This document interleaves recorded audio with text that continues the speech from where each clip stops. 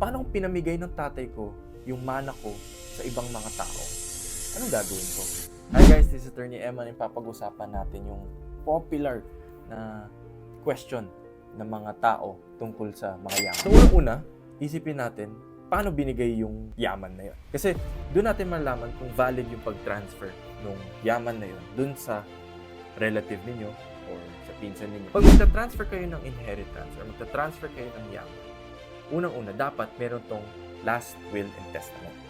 Ang last will and testament, meron yung strict requirements para maging valid. Kung hindi na nasundan yung requirements na yun, may invalidate yung will at babalik tayo sa intestate succession. Ano ibig sabihin ng intestate succession?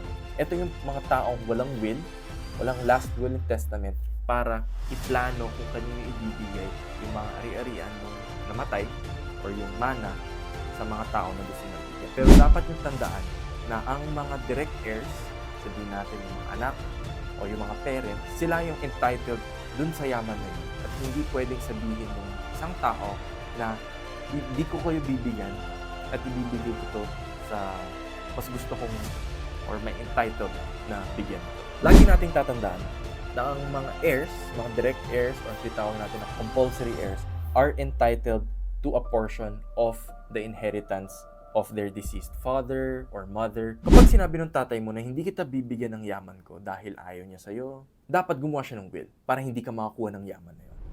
So until and unless hindi siya gumagawa ng will, yung verbal na sasabihin niya na hindi kanya bibigyan ng yaman niya ay hindi valid. Dahil nagkakaroon lang tayo ng disinheritance kapag merong will. At nakalagay doon kung ano yung purpose or kung ano yung cause kung bakit mo i-disinherit yung compulsory heir or yung direct heir mo or specifically yung anak mo. Kahit sabihin ng lolo mo, lola mo, tatay mo or nanay mo na hindi ka makakuha ng yaman sa akin, tanong nyo muna, nagawa nyo na ba yun sa will? Nalagay nyo na ba yun sa will? Kasi yung will ay yung pinaka-document na ipapakita sa korte na ang isang heir, ang anak mo, ay hindi makakuha ng yaman kapag wala kang will. Otherwise, pupunta tayo sa intestate succession kung saan ang batas ang magsasabi kung paano ita-transfer yung inheritance ng isang tao na yumaman.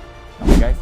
So, alam nyo na, kapag sinabi sa inyo na hindi ka makakuha ng yaman sa akin dahil may ginawa ka sa kanya, hindi ka niya gusto, tanong nyo lang, bakit meron ka na bang will? Okay guys, this is Tony Eman and you're not